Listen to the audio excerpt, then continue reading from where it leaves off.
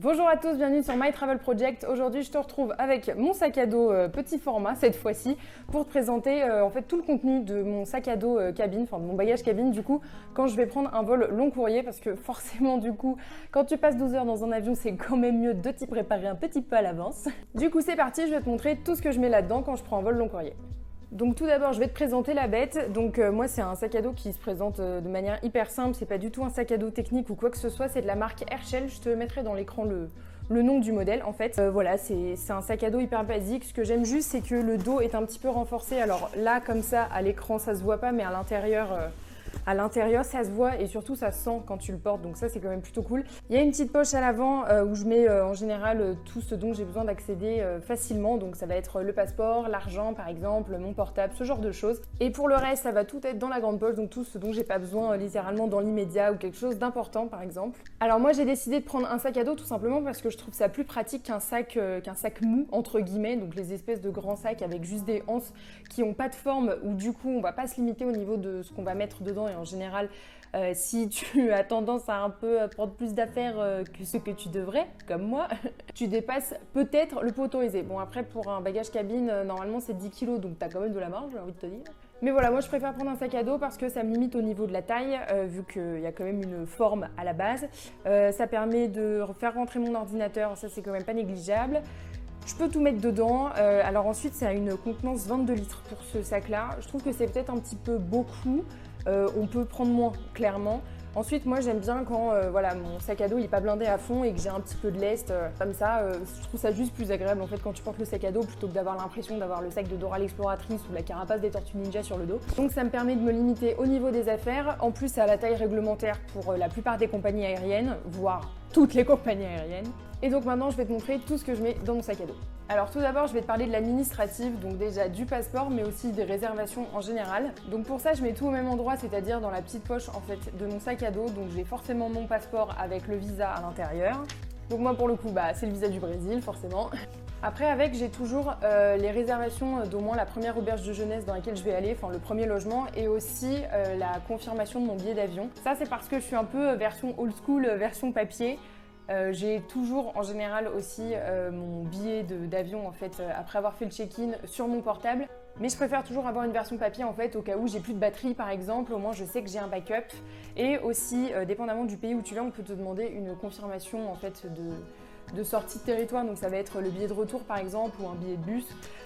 Et moi ça m'était déjà arrivé, c'était au Vietnam, où on m'avait demandé donc un billet de sortie de territoire parce que je restais moins de 15 jours, donc du coup j'avais pas besoin de visa. Et pour le coup, la nana juste derrière moi, elle était passée avec son portable et la réservation sur son portable, le mec il lui a demandé une version papier. Donc je me dis comme ça au moins, il n'y a pas de problème et je sais que je pars à toute éventualité. Après, on va passer à l'électronique, donc je sais que ça va pas plaire à tout le monde, mais en fait, moi, je prends tous mes appareils électroniques avec moi en bagage cabine. En fait, j'ai pas envie de les perdre si mon bagage en soute est perdu, en retard ou quoi que ce soit, on sait jamais ce qui peut arriver. En plus, les bagages en soute, en général, sont pas franchement traités avec douceur. Donc si je pouvais éviter en fait d'arriver et de voir que mon ordi ou, je sais pas, mon appareil photo ou ma GoPro se sont pétés dans mon sac en soute pendant le voyage, franchement ça m'arrangerait bien. Avec ça, ça me permet de bosser pendant l'avion, puisque là ce que je te montre, donc c'est le contenu de mon bagage cabine pour des vols long courriers, enfin des gros trajets. Donc en général sur 12 heures, j'ai quand même un peu le temps de bosser ou de me regarder un film par exemple. Donc je prends toujours avec moi mon ordinateur. Si tu veux savoir, moi c'est un 13 pouces. Je trouve ça bien comme taille. Je pourrais peut-être prendre plus petit à la limite déjà pour alléger le poids. Mais sinon je trouve que c'est une bonne taille d'ordinateur, donc voilà. Avec l'ordinateur, j'ai toujours ma GoPro, mais là je suis en train de filmer avec, donc je peux pas te la montrer. Mais avec la GoPro vient toujours le trépied. Donc là je te montre l'ancien que j'utilisais qui est carrément en fin de vie. Et en fait avec ce trépied là, j'ai toujours une tête amovible en fait pour pouvoir donc soit mettre l'iPhone si je veux faire par exemple un panorama avec l'iPhone, ou j'ai une autre tête amovible qui me permet justement de fixer la GoPro, et c'est le même embout en fait que pour fixer une caméra. Donc je trouve ça quand même assez pratique parce que c'est plutôt petit, ça permet de faire trépied, perche en même temps. Ça prend pas de place, c'est plutôt léger, donc j'ai toujours ça avec moi aussi. Après, l'appareil photo.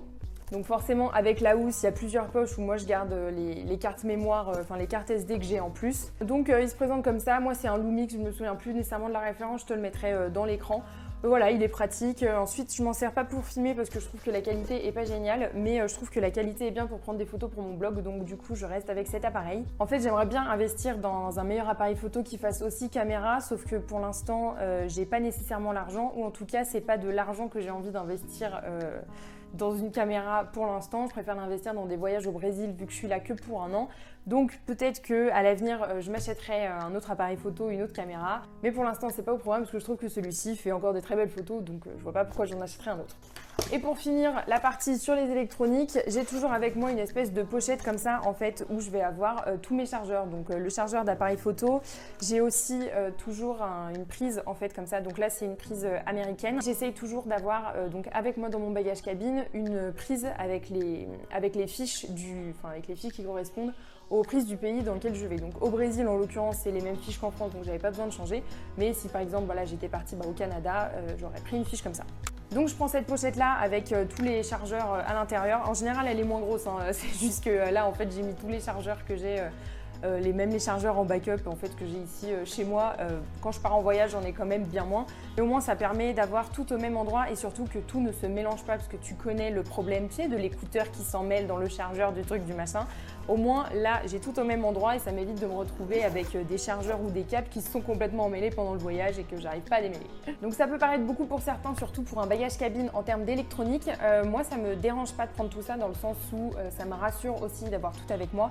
Avec tout ce que je t'ai montré là, en général, je suis à un poids niveau électronique entre 3 kg et 3,5 kg. Donc c'est pas le plus léger, mais c'est pas le plus lourd non plus. Et voilà, j'assume le poids que je me mets sur le dos. Mais comme ça, je risque pas de tout perdre en bagage cabine ou que quelque chose se casse. Ou si ça se casse, en tout cas, ça sera de ma responsabilité cette fois-ci. Après, au niveau du confort, avec moi, j'ai toujours un pull. Donc en général, un pull à capuche avec des poches et un zip. Enfin, tu vois à quoi ça ressemble. Tout simplement parce que dans les avions, en général, la climatisation, elle est mise à fond et tu te pèles le jonc.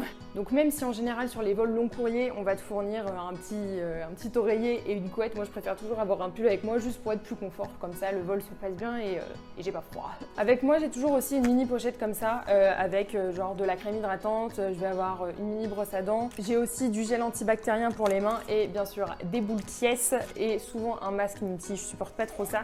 Tout simplement pour pouvoir un minimum dormir dans l'avion et avec le bruit des réacteurs en général, on s'entend que dormir dans un avion, c'est pas la chose la plus aisée du monde.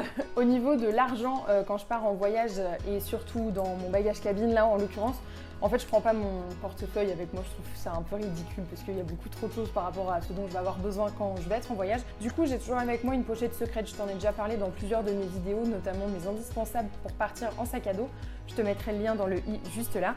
Donc c'est une pochette secrète, ça s'appelle comme ça, avec un passant en fait. Donc tu passes la ceinture dans ce passant là, après tu rentres la pochette dans ton pantalon et comme ça te permet d'avoir toujours ton argent sur toi ou tes cartes de crédit par exemple. Donc voilà, c'est quand même assez petit, tu mets ton argent dedans et au moins tu as tout à portée de main. En général, tu n'as pas besoin d'énormément de cartes aussi quand tu pars en voyage. Moi je prends photocopie de mon passeport, souvent ma carte étudiante aussi pour avoir les petites réductions sur place, histoire d'économiser un petit peu, de l'argent liquide et ma carte bancaire. Donc voilà comment je gère mon argent en voyage. Cette pochette là n'est pas techniquement dans mon sac à dos vu qu'elle est sur moi, mais c'est ce que je prends avec moi pendant le vol, donc je l'ai toujours directement sur moi. Maintenant on va passer à la dernière catégorie de cette vidéo, c'est-à-dire la catégorie d'hiver. Donc là en général je pense que c'est une catégorie qui varie un petit peu d'une personne à l'autre, mais moi j'ai toujours les mêmes choses dans cette catégorie.